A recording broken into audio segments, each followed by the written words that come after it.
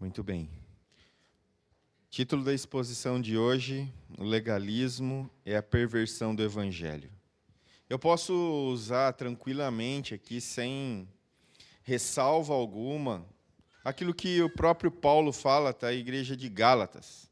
Ele diz assim: mas ainda que nós, ou um anjo dos céus, pregue um evangelho diferente daquele que pregamos, que seja amaldiçoado.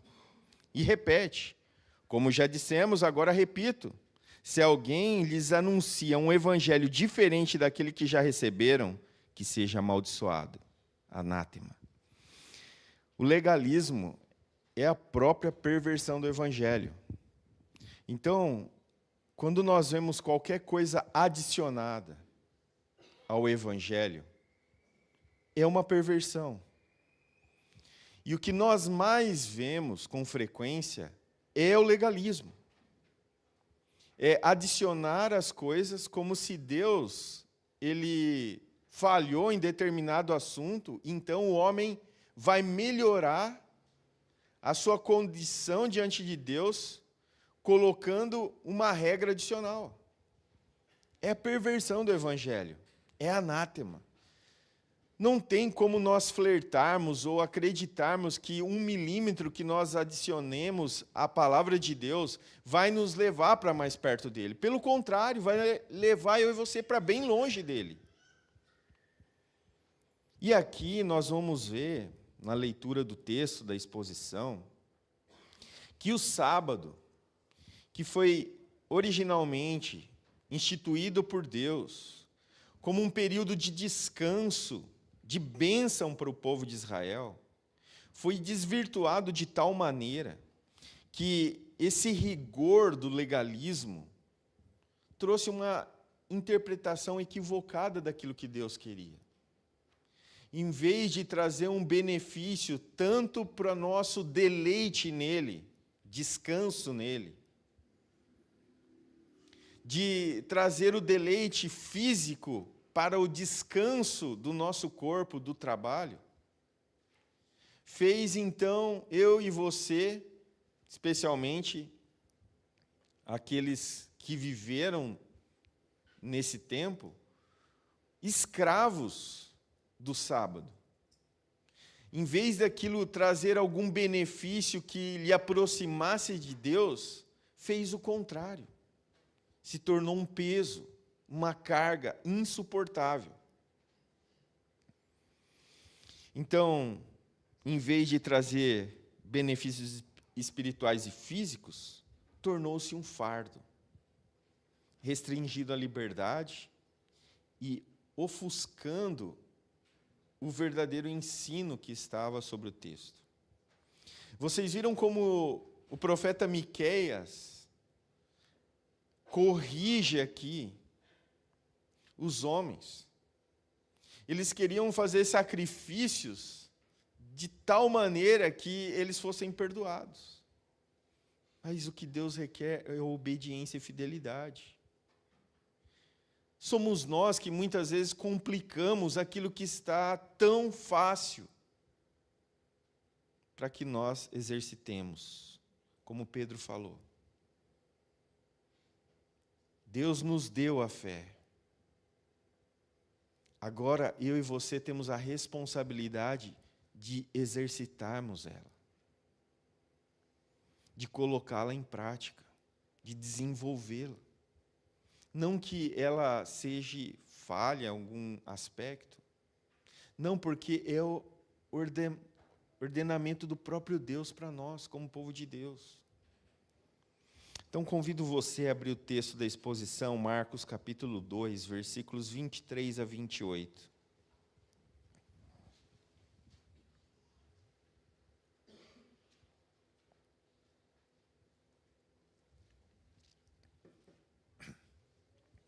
Marcos capítulo 2, versículos 23 a 28. Diz assim o texto da palavra de Deus. Certo sábado, Jesus estava passando pelas lavouras de cereal. Enquanto caminhavam, seus discípulos começaram a colher espigas. Os fariseus lhe perguntaram: olha, por que eles estão fazendo o que não é permitido no sábado? Ele respondeu: vocês nunca leram o que Davi, quando ele e seus companheiros estavam necessitados e com fome? Nos dias do sumo sacerdote Abiatar, Davi entrou na casa de Deus e comeu os pães da presença, que apenas os sacerdotes eram permitidos comer, e os deu também aos seus companheiros. Então lhes disse: o sábado foi feito por causa do homem, e não o homem por causa do sábado. Assim, pois, o Filho do homem é Senhor até mesmo do sábado. Amém? Baixe sua cabeça, vamos orar.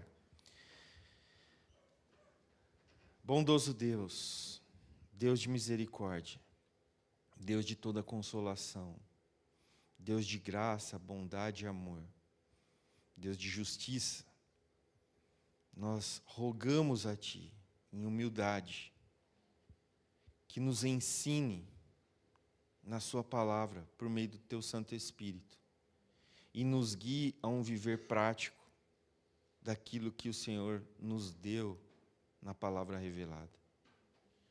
É assim que nós oramos no nome de Jesus. Amém. Mensagem central da exposição. O legalismo não apenas falha em refletir a essência do Evangelho, mas também pode levar a resultados contrários à vontade de Deus. E com certeza leva. Então eu quero dividir essa mensagem em 2 pontos. Fica bem claro ali no texto a indagação daqueles homens a respeito dos discípulos e de Jesus, e a resposta de Jesus. Então, primeiro, quebrando paradigmas falsos. Marcos aqui, ele pode ter tido em mente uma conexão lógica com aquilo que ele vem falando na carta, no Evangelho. Ele acabou de enfatizar que aqueles que estão vivendo na presença, desfrutando da graça de Deus, da bondade de Deus, devem estar festejando ao invés de jejuando, alegrando ao invés de entristecerem-se. O evangelista agora então descreve o mestre no ato de mostrar que a manifestação de alegria e não de tristeza também deve ser aplicada no sábado, no dia do Senhor. Que eles precisavam compreender que aquilo não era um peso, um jugo, um fardo, mas que era um dia de deleite no Senhor,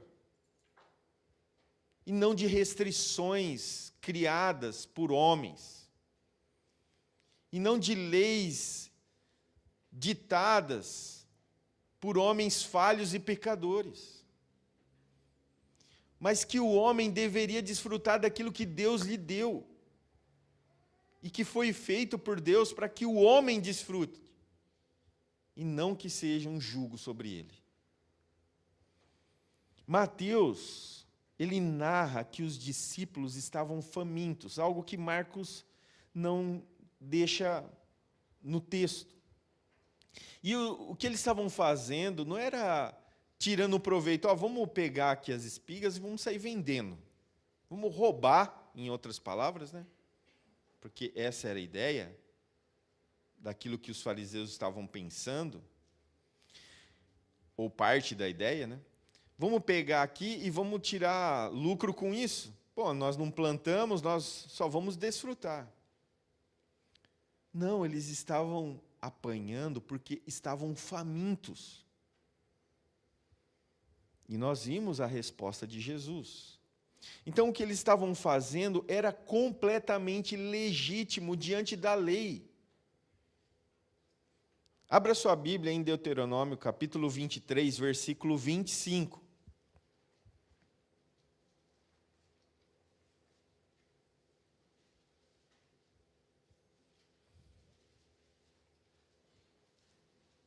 Deuteronômio, capítulo 23, verso 25.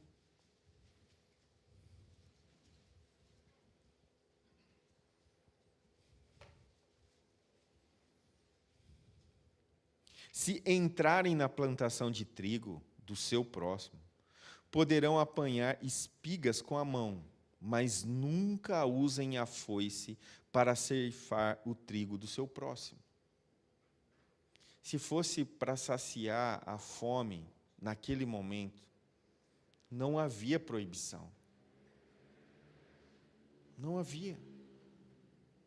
É regra sobre regra.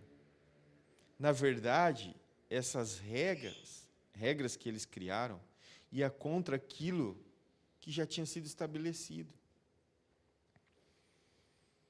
Mas eles estavam tão cegos, e eles estavam a cada momento buscando algo para ir contra Cristo, odiavam a tal ponto que achavam qualquer detalhe para tentar trazer algum tipo de situação desconfortável. Olha o versículo 24. Os fariseus lhe disseram: veja só, porque eles estão fazendo o que não é permitido no sábado. A partícula grega aqui, ela deve ser traduzida de acordo com o contexto. Então, cada caso lida-se com o seu próprio contexto. Mas o que eles estão querendo dizer aqui, e aí, Senhor Jesus? Você não vai desaprovar o que eles estão fazendo? Eles usam aí no começo da frase, veja aqui, ou veja só. O que eles estavam fazendo era isso aqui, apontando o dedo, julgando aquela situação que estava acontecendo, mas desprovidos do verdadeiro significado. Nos evangelhos, Marcos e Lucas, os fariseus fazem uma pergunta. E essa pergunta é dirigida especificamente para o Senhor Jesus. O texto de Mateus, nesse mesmo contexto, a pergunta é meio que dirigida aos discípulos. Mas o que deve ficar para nós aqui evidente é que aquilo que eles queriam fazer de fato era pegar algum deslize, alguma falha, para que eles pudessem confirmar aquilo que o seu coração já estava tomado. Jesus não é o Messias. Jesus não é Deus. Então, o que fica implícito aqui, seja em Marcos, seja em Lucas ou Mateus, é que a forma da pergunta que eles fazem é uma forma de acusação. E eles querem que o Senhor Jesus dê uma resposta. Ele quer que o Senhor Jesus se comprometa com aquilo que está acontecendo.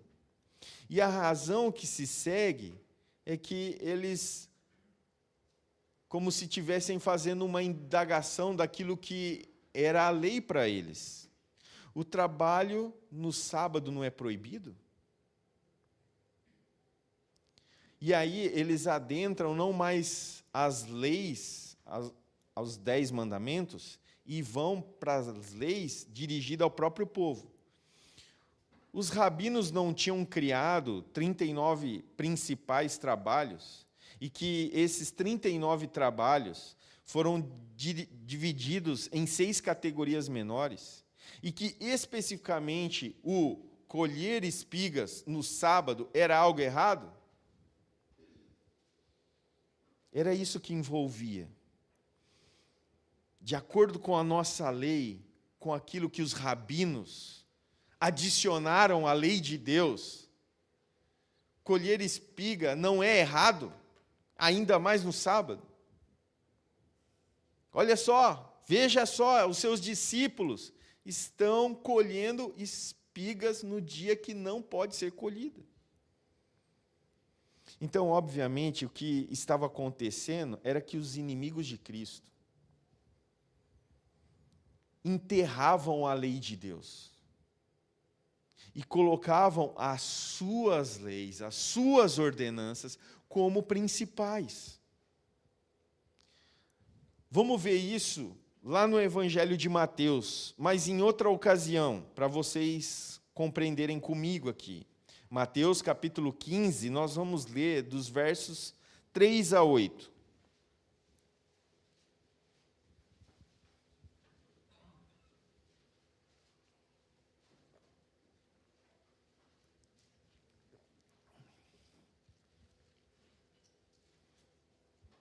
Mateus capítulo 15, versos 3 a 8. Respondeu Jesus: E por que vocês transgridem o mandamento de Deus por causa da tradição de vocês? Pois Deus disse: honra teu pai e tua mãe. E quem amaldiçoar seu pai ou sua mãe, terá que ser executado.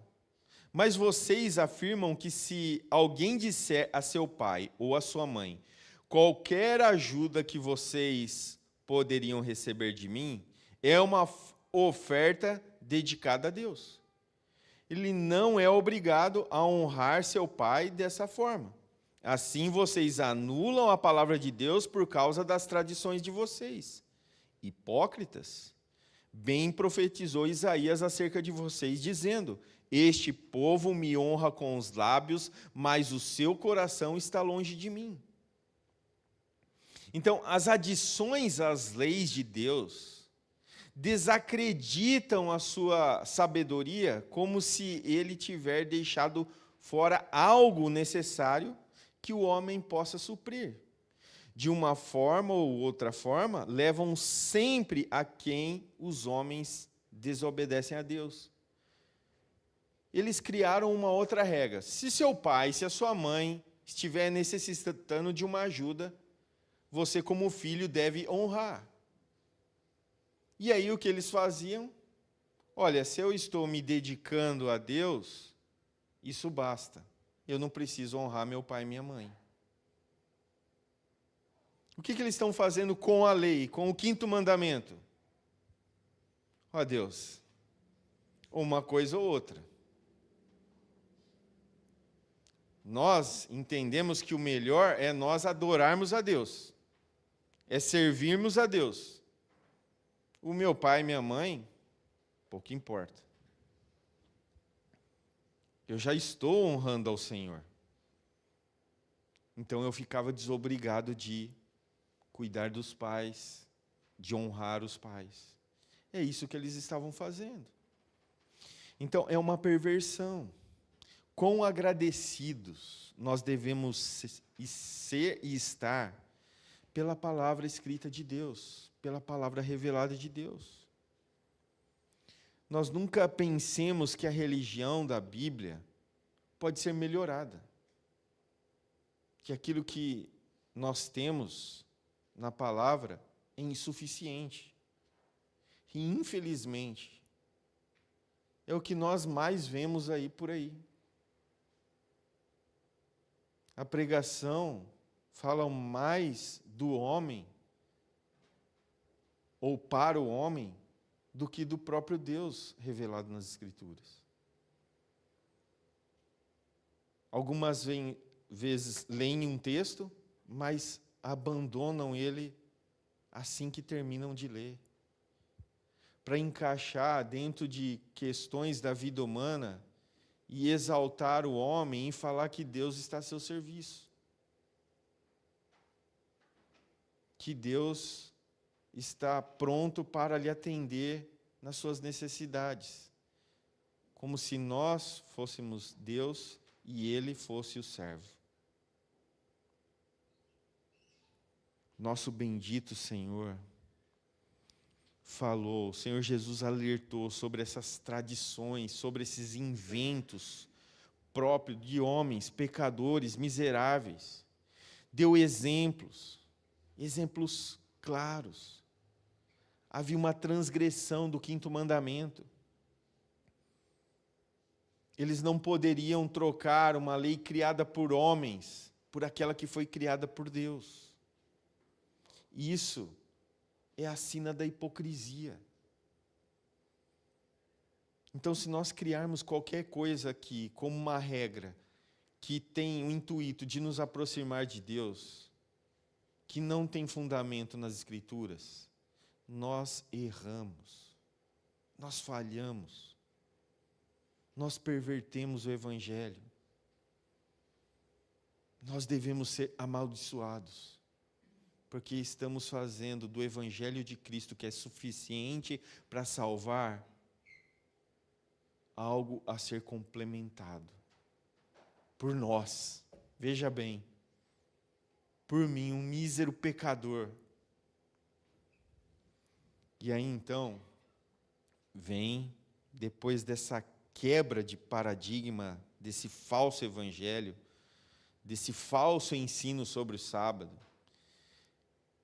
Jesus refutando esse falso ensino. Olhe comigo de novo os versículos 25 e 26. Ele lhes disse: vocês nunca leram o que Davi fez quando estava necessitado? Ele e todos os que estavam com ele estavam com fome, como nos dias de Abiatar, o sumo sacerdote. Ele entrou na casa de Deus e comeu o pão consagrado, os quais somente os sacerdotes podiam comer, e também deu para aqueles que estavam com ele. Imagine só um fariseu, um mestre da lei, ouvindo de Jesus: vocês nunca leram? Imagine se eles não olharam se tinha alguma pedra perto. E aí, ainda mais, vocês se orgulham de serem pessoas que guardam a lei, e os seus escribas se consideram tão capacitados, versados, se acham tão aptos a instruir outros. Mesmo assim, vocês mesmos não percebem essa mesma lei permitida, e que essas restrições são suas e não de Deus. Vocês estão invertendo aquilo que de fato é a vontade de Deus. Vocês não leram sobre Davi, sobre o pão cerimonial, ou o pão consagrado, ou o pão da presença,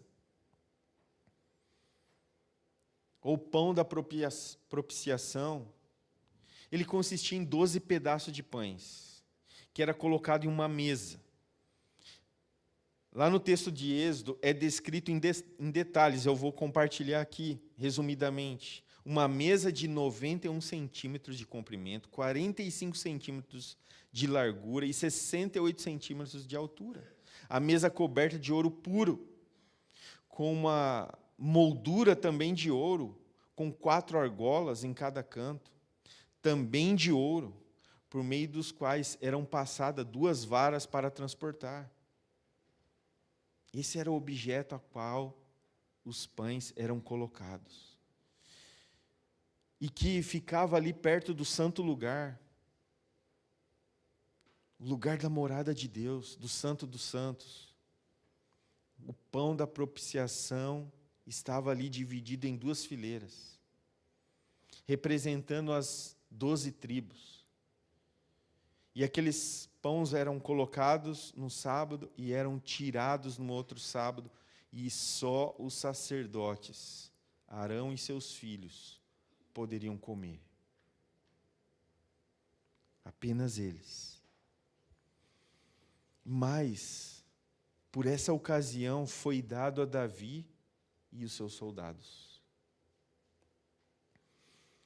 A cada sábado, então, os pães velhos ali, que eram comidos pelos sacerdotes, Arão e seus filhos, agora é oferecido a Davi, que estava faminto juntamente com seus homens. ali no santuário de Nob, onde estava a Arca da Aliança. Aquele pão consagrado é dado a Davi. E o ponto é este aqui. Davi, que era o antetipo de Cristo, era aquele que apontava para o Cristo, teve o direito de comer do pão. E não só ele, seus soldados. Porque o próprio Cristo, o Messias, o Filho de Deus, não poderia comer da espiga que nós mesmos nem sabemos se ele comeu, mas que os seus discípulos sim, porque estavam com fome. Aquela regulação rabínica a respeito do sábado, do poder colher ou não poder colher, não era a lei de Deus, era a lei dos homens. E aí vem o versículo 27, e disse-lhes: o sábado foi feito para o homem, não o homem para o sábado. Então a resposta está aqui. Não o sábado, mas o homem foi criado primeiro. Depois então veio o sábado.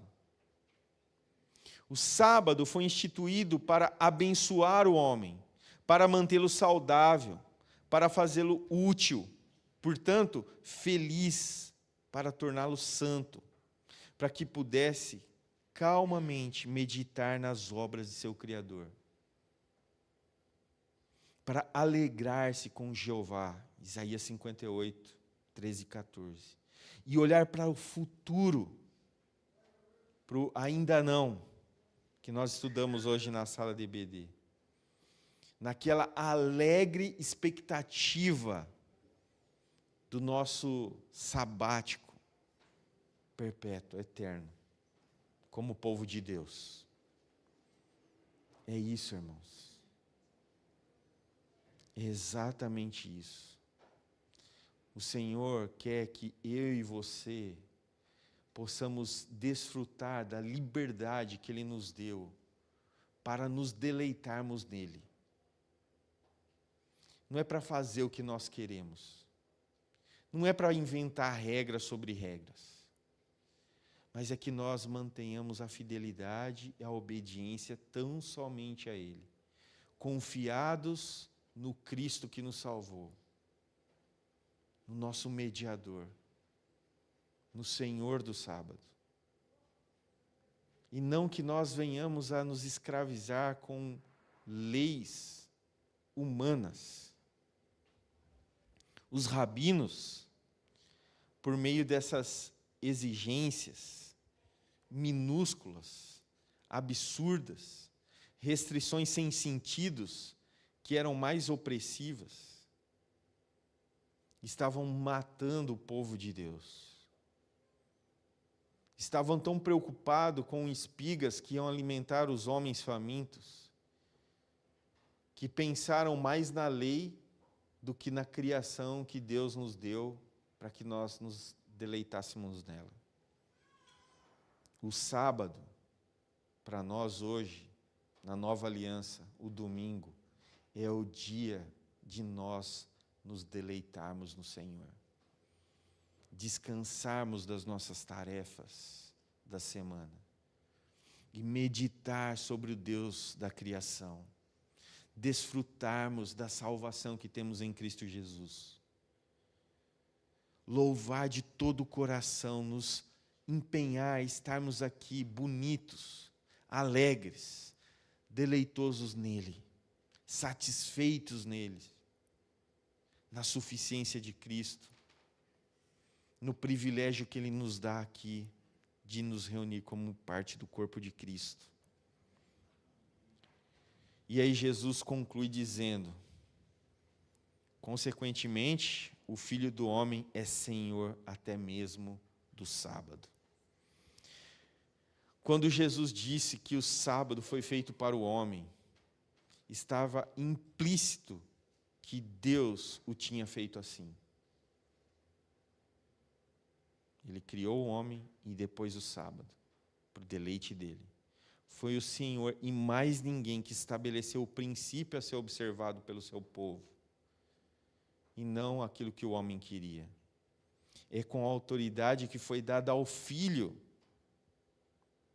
que o Pai, que o ama, que se deleita e que se compraz nele, que foi mandado por ele, e consequentemente faz todo sentido que ele é Deus e é o Senhor da criação. O Senhor é o Filho do homem, é o Deus do sábado. E ele é o maior, e não há quem, dentre a criação, possa ditar ou dizer o que faz, mas tão somente ele.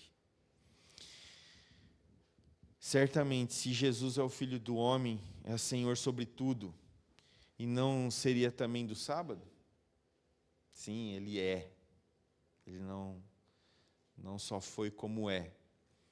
E note a palavra mesmo, aí já traduzida nessa narrativa de Marcos, como o Senhor soberano, que tem autoridade de ditar os princípios as quais ele governa sobre os homens. Portanto, ninguém, nenhum ser humano, tem autoridade para achar algo errado naquilo que ele já assim o fez e determinou.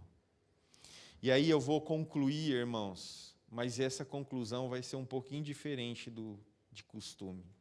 Ela será uma conclusão um pouco mais longa.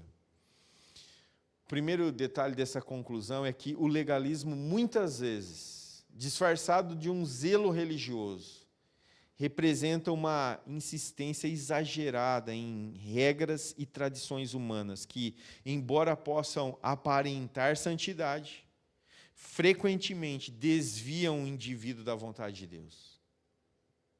Desviam. Essa abordagem rígida e mecânica não faz coro com aquilo que nós temos na Sagrada Escritura. Isso leva o homem à ruína, ao caos, e não aquilo que Deus deseja. Sobre a questão da mensagem central, eu destaco algumas palavras. Primeiro, hipocrisia. A insistência em regras externas pode até enganar, pode até parecer uma espécie de santidade, mas não tem capacidade de transformar o interior. E por isso é um jugo, é um peso, e não traz alegria, pelo contrário. A segunda palavra que eu destaco é o julgamento. O legalismo, ele tende a fomentar uma atitude de julgamento da reação dos outros. A pessoa nunca olha para ela, mas sempre para os outros. Então, a ênfase dela é desproporcional. Ela cobra muito dos outros e pouco dela mesma. Terceira palavra, distância de Deus. Ao concentrar-se nas regras humanas, o legalismo afasta o indivíduo de Deus, da sua intimidade com Deus, de um coração contrito, de um coração humilde. Por quê? Porque a fonte que a seduz é externa, é aquilo que os outros vão ver. E isso é um problema grave.